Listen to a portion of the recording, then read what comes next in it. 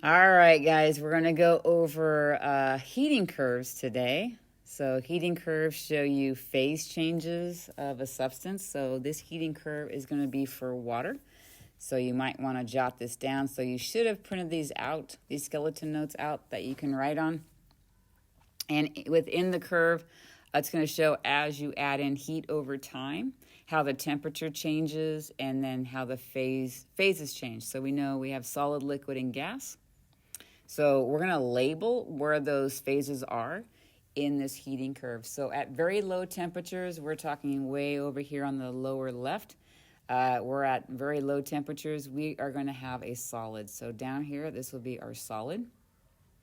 Where it starts to flatline. So as you're adding in heat, those solid particles are gaining energy. They're increasing their kinetic energy. They're starting to move and vibrate a little bit more, and they're starting to possibly getting close to breaking their bonds. So this is where you start to flatline. At this flatline is where a phase change is happening. So the solid is turning into a liquid, and we know that that's called melting. So I'll just write melt in this direction. And if we were to go reverse, rather than putting heat in, we take heat out. We can go from a liquid back to a solid, and that's called freezing, right? So we know that. So we'll just write freeze here. And again, that's going in the reverse of the melting.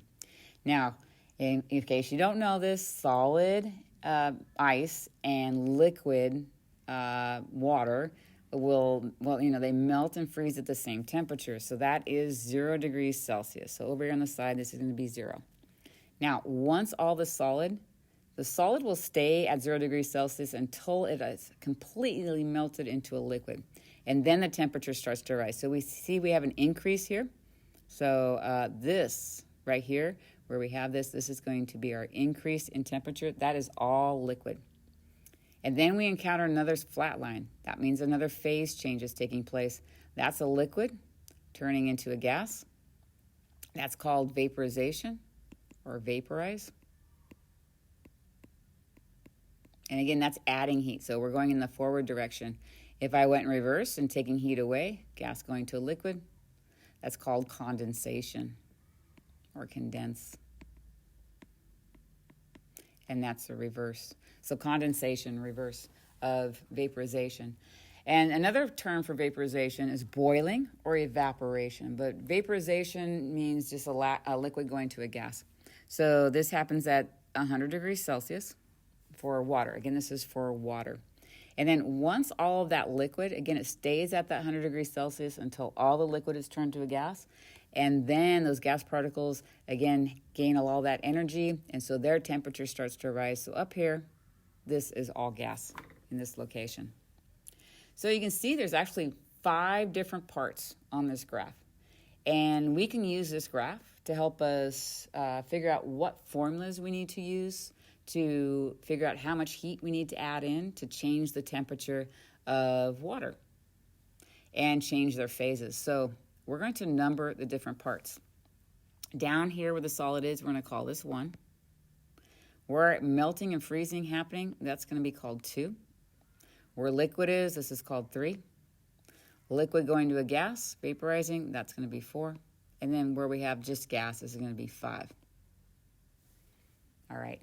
So we're going to identify the different parts and what to use. So on part 1, 3, and 5, you can see that's where we have a temperature change because the graph is increasing or decreasing. There's no flat line on 1, 3, and 5.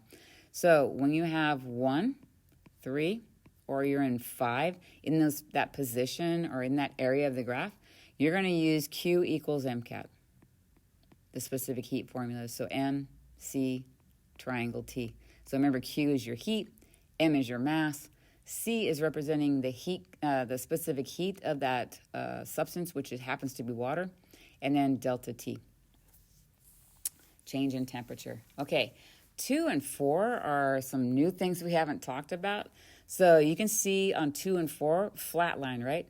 No temperature change. We cannot use MCAT here because if you said there was no change in temperature, that means there's no heat.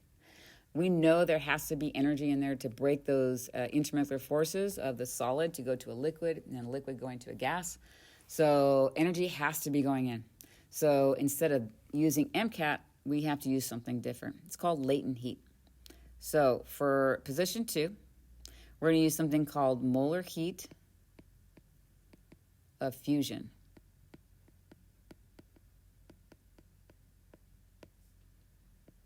Try to squeeze this in here.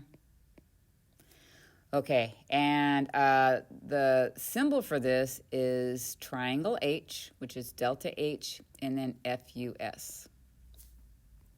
Oh my goodness, so sorry. I need to go back, not where I want to go. Get these messages here. Okay, so molar heat of fusion, delta H fusion.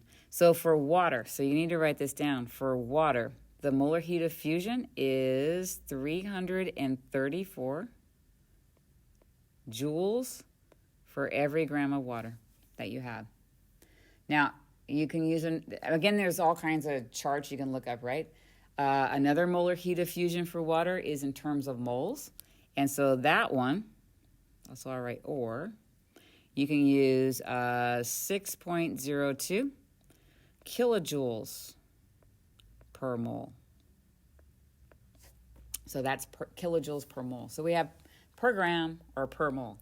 Most of the time we're just use the per gram, so it's the easiest one to use. Okay, then position 4. I'm going to write it over here so I have more room. Position 4. Another latent heat. Again, this one's called molar heat, but of vaporization.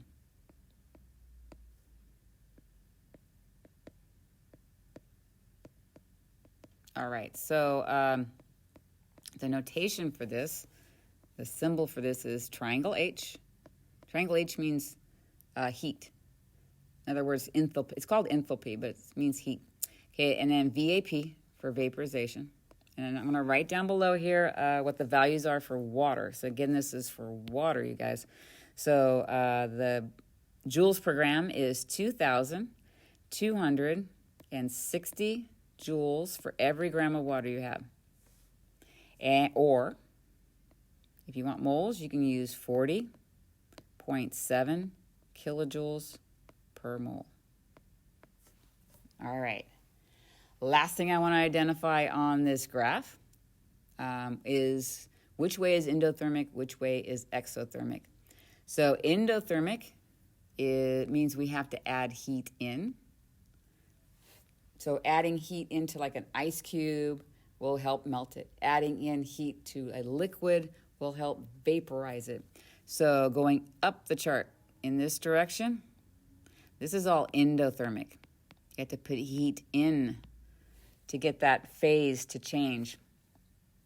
Okay, the other way, let's say we're going this way, going down backwards. So going from a gas to a liquid or a liquid back to a solid, that's exothermic. So like taking liquid water and freezing it is exothermic process because you've got to get that heat out of the liquid so the liquid can go into the solid form. All right, now, so we're going to do a problem using all this information off this chart to calculate how much heat either going in or going out of whatever system we're looking at. So let's look at that sample problem that's on the bottom of your skeleton notes. Here it is. They want to know how much energy is needed to melt 10 grams of ice at 0 degrees Celsius. So we're starting at 0 degrees Celsius, all solid ice, and we're trying to raise it to a temperature of 25 degrees Celsius. So let's mark it on the graph. Let's go back. I'll use green here. So we're starting at 0, and it's all solid. So we're starting like at this point right here, right at this little point here at the start when it starts just starting to melt. Now, we've got to get this ice to melt. So it has to go all the way through part 2 just to get all the solid to go to a liquid. Now, once it turns to a liquid, it's still at 0 degrees Celsius. The final thing is I've got to get it up to 25 degrees Celsius. So let's say like 25 degrees Celsius is right here. So I'll just write 25 degrees Celsius. So I've got to get it from 0 up to 25. So there's 2 parts, 2 calculations that I have to do. So let's do the melting part first. Melting, we're going to use this molar heat of fusion to first figure that out. So let's go over here. We're going to write out the formula for this. So we're going to do Q. So this is for part 2 on the graph. That's the flat line. We're not using MCAT. We're going to take the mass of the substance and we're going to multiply it by the delta H fusion. All right, so and I plug this in. It's going to be 10 grams. Whoops. 10 grams of ice. That's what they told me. And then I'm going to use that molar heat of fusion from the graph. So if you look at your graph, again, it is 334 joules for every gram of water I have. Okay, grams are going to cancel out, right? So I'm left with joules. So this is going to give me 3,340 joules just to melt the ice. So again, that's just going across, taking the solid, going to a liquid. Number 3, we're going to do the third part. Again, that is going from 0 up to 25 degrees Celsius on that chart. We're going to use MCAT. So Q equals M, C, triangle T. So I'm going to plug in my values. I have 10 grams of liquid water now.